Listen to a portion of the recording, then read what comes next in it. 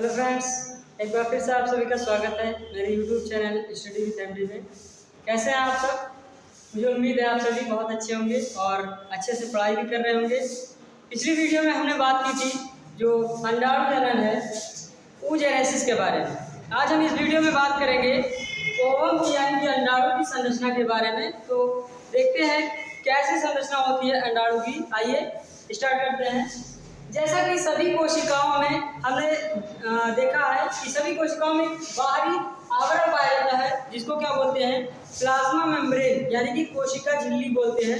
तो ऐसे ही same ovum में भी एक आवरण पाया जाता है बाहर, जिसको क्या बोलते हैं, प्लाज्मा झिल्ली, या इसको इंग्लिश में बोले तो प्लाज्मा मेम्ब्रेन। और इस मेम्ब्रेन को यहाँ पर नाम दिया जाता है विटेलाइन मेम्ब्रेन।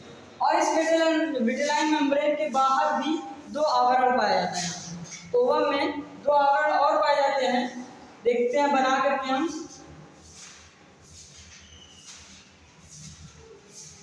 पहला आवरण जो होता है वो होता है जोना पेलिसिडा,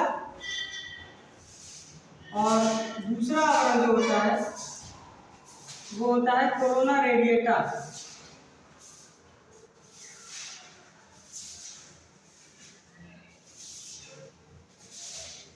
ये हो गया जोना पेलिसिडा।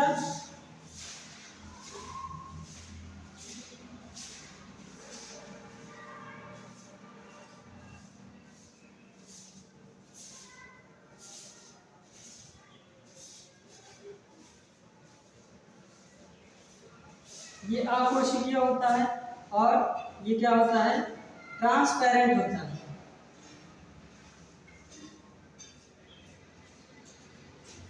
इसके बाहर जो है ये कोशिकाओं से बना जो है कोरोना रेडिएटा पाया जाता है।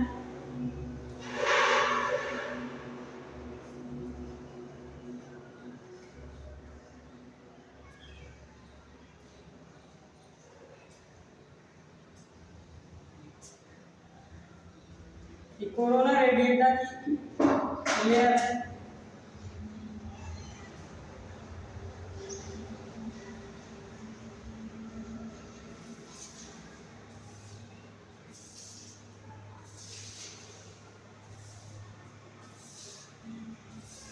ओके, तो यहाँ पर क्या होता है, एक आवरण जिसको बोलते हैं प्लाज्मा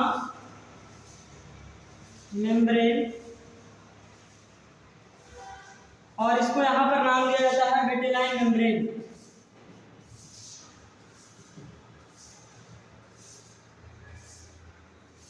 विटेलाइन मेम्ब्रेन। और जो यहाँ पे दूसरा आवरण है इसको नाम दिया जाता है जोना पेलिसिडा। जोना पेलिसिडा, ये जो आवरण है बाहरी आवरण, इसको नाम दिया जाता है कोरोना रेडिएटा। ओके, सबसे पहला जो है, और यहाँ पे बीच में एक अवकाश पाया जाता है, इसको बोलते हैं पीतक, हिंदी में ही लिख लीजिए पीतक अवकाशिका।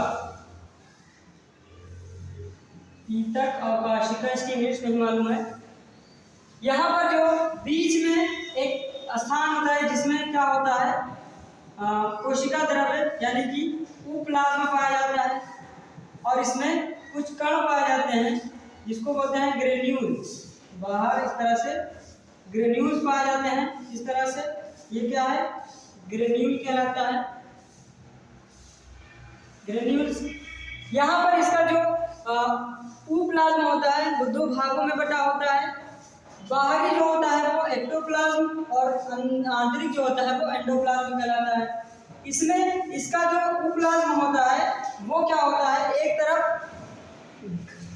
घना होता है, एक तरफ विरल होता है, यानी एक तरफ सघन होता है, एक तरफ विरल होता है। तो जिस तरफ सघन होता है उस तरफ क्या पाया जाता है, एक केंद्रक पाया जाता है। क्या पाया जाएगा, न्यूक्लियस, एक न्यूक्लियस पाया जाएगा। और इसमें न्यूक्लियस एक साइड में, किनारियों की ओर, जिस तरफ जो है प्लाज्म घना यानी सघन होता है उस तरफ पाया जाता है। यहाँ पे इसको बोलते हैं न्यूक्लियस। और जिस तरफ साइटोप्लाज्म यानी कि उप्लाज्म इसमें नाम दिया जाएगा, सघन होता है, उसको उस पोल को बोलते हैं एनिमल पोल यानी कि सक्रिय ध्रुव। और जिस तरफ जो है साइटोप्लाज्म क्या होता है, विरल होता है, उसको बोला जाता है वेजेटल पोल यानी कि निष्क्रिय ध्रुव। ओके, अब यहाँ पर जो है इस अंडाणु को क्या नाम दिया जाता है, एलिसिथल या माइक्रोलिसिथल यानी कि सूक्ष्म पीतक या फिर अपीतकीय, यानी पीतक का मतलब यौग। जैसे कि मुर्गी का अंडा देखा होगा आपने, मुर्गी के अंडे में पीला पीला पदार्थ बीच में पाया जाता है, उसको पीतक यानी कि क्या बोलते हैं, जर्दी हिंदी में कहते हैं, तो उसी को यौग कहते हैं। तो इसमें इस अंडाणु की संरचना में जो है यौग या तो नहीं पाया जाता है या तो बहुत ही कम मात्रा में पाया जाता है, क्योंकि जो मुर्गी का अंडा होता है उसमें यौग का जो काम होता है वो उस अंडे को पोषण प्रदान करने का होता है। और यहाँ पे पोषण का काम तो होता नहीं है, क्योंकि जब निषेचन हो जाएगा तो जो गर्भाशय होगा वहाँ पर जाइगोट का इम्प्लांटेशन हो जाएगा और गर्भाशय की दीवार क्या करती है, उस जो है ओव्यूल यानी कि भ्रूण को पोषण प्रदान करने लगती है। इसलिए यहाँ पे इसको एलिसिथल या माइक्रोलिसिथल ओवम यानी अंडाणु बोलते हैं।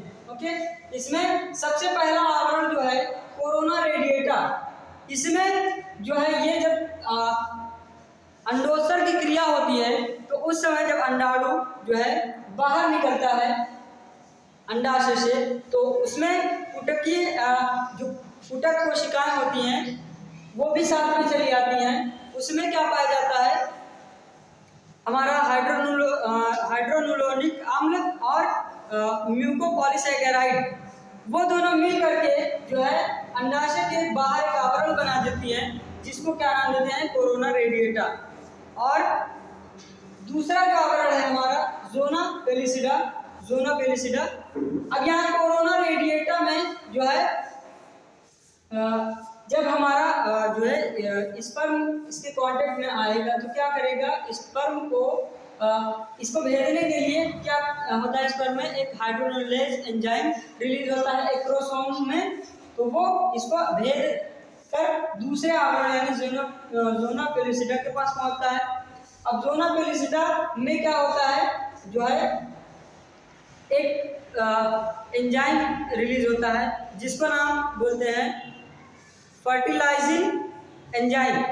ओके, फर्टिलाइजिंग एंजाइम की मदद से जोना पेलिसिडा क्या करता है, उस स्पर्म को पहचान लेता है कि एक मनुष्य का ही स्पर्म है या किसी और का स्पर्म है। तब क्या करेगा, जब पहचान लेगा और उस समय स्पर्म से एंटी फर्टिलाइजिंग एंजाइम रिलीज होगा, जिसमें क्या होगा, जोनालाइसिन एंजाइम होगा, वो इसको भेज देगा और वो जो है पहुंचेगा तीसरे लेयर यानी प्लाज्मा मेम्ब्रेन यानी विटेलाइन मेम्ब्रेन के पास। अब उसमें वहां तक तो स्पर्म के सभी पार्ट्स जाते हैं विटेलाइन मेम्ब्रेन के, लेकिन विटेलाइन मेम्ब्रेन के को भेजकर केवल स्पर्म का न्यूक्लियस यानी कि हेड पोर्शन ही अंदर जाएगा, क्योंकि हेड पोर्शन तिकोने आकृति का यानी नुकीला बन करके यहाँ पर इसको भेज करके अंदर चला जाएगा, बाकी सारे पार्ट्स बाहर ही रह जाएंगे। उसके बाद जब ये यहाँ चला जाएगा तो जहाँ से ये एंटर किया होता है स्पर्म, यहाँ पे हम स्पर्म बना देते हैं,